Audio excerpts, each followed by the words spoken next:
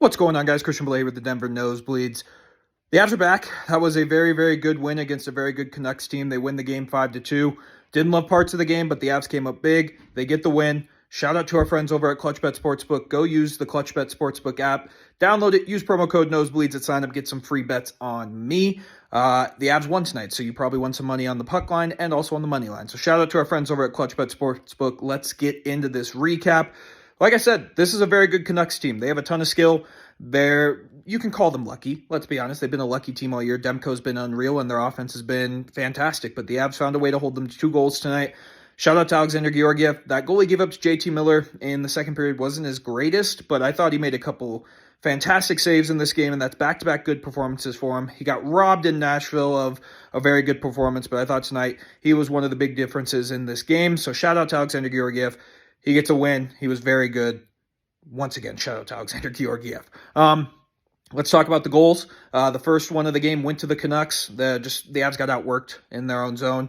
And yeah, I mean, the Canucks made a good play. They went up 1-0. Nothing Georgiev can do on that one. The Avs would respond on a power play. Mikko Rantanen makes a great pass to Valeri Nichushkin. Val scores for his 5th straight game. Ties the game at 1. Val is on a heater right now, and we just need to keep feeding him the puck because he has been unreal lately. And then Jonathan Drouin. Good for Jonathan Drouin. He deflects home a Cale Makar shot to give the Avs a 2-1 lead. Drouin has looked good these past couple games. I'm glad the point production is finally starting to show up for him because he deserves a couple more points than he's had to start this year. So good for Jonathan Drouin.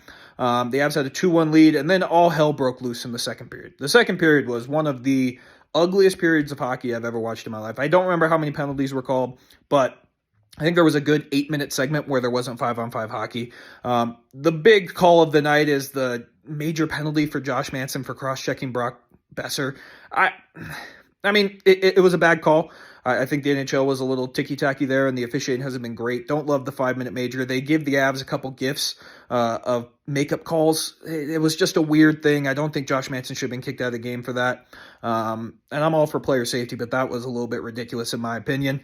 But like I said, the Canucks took a couple penalties themselves and put that 5-minute penalty. They wasted it.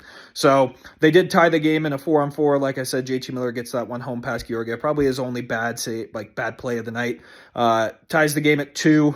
Like I said, the second period was ugly for the Avs. Just a ton of penalties, nothing really going for them. We get to the third period. Riley Tufte gets called up today because Logan O'Connor misses this game, which sucks because Logan O'Connor's been on a heater lately of just playing well, and that third line has been one of our best lines all year. So Riley Tufte gets plugged in. He deflects home a Miles Wood shot to give the Avs a 3-2 lead. Good for Riley Tufte. I think he's been good since he's been called up. I think we were asking a little too much of him to play in the top 6, but in the bottom 6, he can fit in well, and he gives the Avs a 3-2 lead, and that would eventually be the game-winning goal.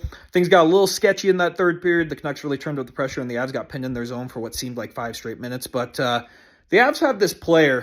His name's Cale Makar. He's pretty fucking good at hockey. What he did on this play to JT Miller is just hilarious. He steals the puck from him, gets a breakaway, beats Demko, gives the Avs a 4-2 lead. That was everything the Avs needed. Cale Makar, another multi-point effort.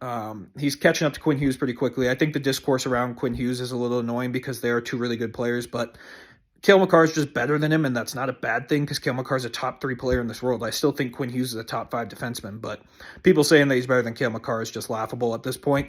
But yeah, that move by Cale was gross. It was just a fantastic play. Gives the Avs a 4-2 lead. Mikko puts home an empty netter to give the Avs a 5-2 win. I'm pretty sure that's what I said on the podcast, that the Avs would win 5-2. So one of the few times where Christian was right. So I will take that all day long.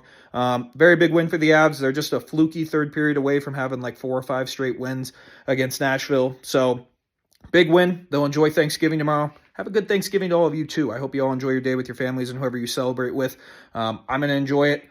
Avs are back on Friday against the Minnesota Wild. That'll be a hell of a game. And then we got a back-to-back with Calgary on Saturday. So we've got a lot of hockey coming up this next week. So once again, have a good Thanksgiving. I will catch you all on Friday. But until then, let's go Avs, baby.